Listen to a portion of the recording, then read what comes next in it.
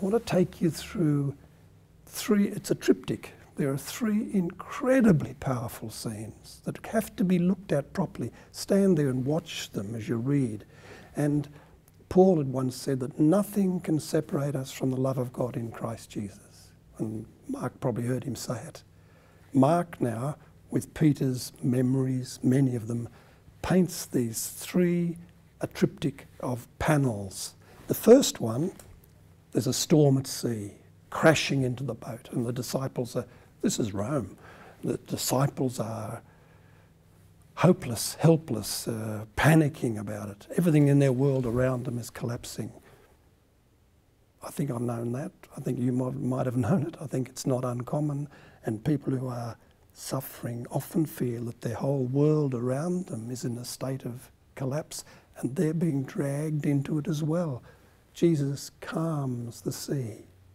Well, there's a lot of imagery in there, there's a lot of poetry in there from the Psalms, a lot of background which I won't take you into now.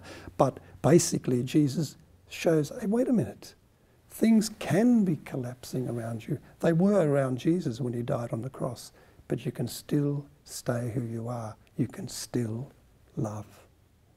Second panel, as we move on. This is far more intimate. There's a man who's mad. Something's crashed, not around him, but inside him. He's tormented, he's broken, his whole psyche is disturbed. Is there any hope for him? He comes up to Jesus as it's described, and there's many memories behind all this, many events. This is a portrait to pick up 100 memories. It's not just one little scene. And this man comes up to Jesus, tries to push him away, which is exactly what you'd do, but he's got a hold of Jesus. He won't let him go. Tells him to go, but won't let him go. And Jesus brings this man to a profound peace. In his confusion, he finds another way. The third panel takes us to a little girl of 12 and her dear dad, and the girl is dying, appears to be dead. We're not given the prognosis, but that's it. He comes to Jesus and he says, please come and help my little daughter. She's dying. Jesus goes, takes her by the hand, as the scene puts it there, and says, arise. He in fact uses the same word we use for resurrection. This is not to give people hope that a dead child will be taken back to this life, but it is about all of us, about death not having to really fear it. Of course we fear it, but there's something beyond. There's a Jesus waiting to take us by the hand and lift us into this eternal communion with God for which we all long. There are many other scenes of healing. The main thing I want to just say now is Mark's scenes connected with people, obviously, because they treasured it, they kept reading it, they kept copying it. But they not only with his community in Rome, Matthew picked it up over in Syria, Palestine, the same stories put in a different setting. So does Luke, writing in Greece and Macedonia. So these stories, these portraits, these Shakespearean dramas, they connected with them. And they can connect with us if we learn to look at them, go to the heart of the people in them, listen to what's going on at a deeper level, because they're all about my life and yours and the lives of those who are suffering, for whom, please God, we're able to care. Just one point on that. Matthew is so impressed with this idea of the teaching of Jesus that heals. In other words, what's in his mind, the way he looks at life, how he sees God, how he sees people, that he has these beautiful chapters which you might be aware of, the Sermon on the Mount, 3 chapters of teaching, and in the chapters after that, he has 10 scenes, all taken from Mark, and he's added a few of his own, of Jesus healing. It's the way we look at life. It's how we see ourselves, how we see life, that connects and can be incredibly healing. Let me just take you through 2 scenes, because they're, again, one of the leper again, and then one of a man who was blind. The leper comes to Jesus, we've said it already. Jesus embraces him.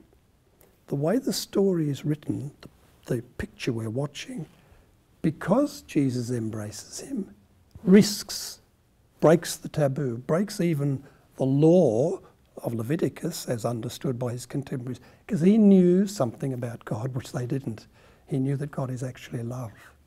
He knew God is incredible compassion and loves better than any parent or grandparent could even dream of doing it. Everyone. So Jesus knew this.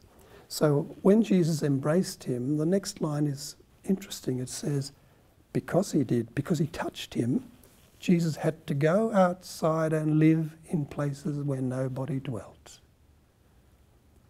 He's become the leper, not physically, but he now is the one ostracized, sent out. He bore our diseases, as Matthew says. He took it on himself, a lot of our pain. And the last scene I'll take is the last scene in Mark is Jesus is approaching Jericho, leaving Jericho, approaching Jerusalem. On the side of the road there's a man called Bartimaeus, blind beggar. And he shouts out because he wants something, he's desperate for something. And he hears that Jesus is going by, he's heard of him by repute, and he won't let anybody stop him. And he shouts out at Jesus, and Jesus hears him, stops, and sends someone over to him to bring him to Jesus. Isn't that what we're asked to do, each of us in our own way? He goes over and brings the man to Jesus, and then comes an incredibly sensitive thing that anyone working in aged care, health care knows. Jesus doesn't presume. He says, what do you want me to do for you? What do you want me to do for you?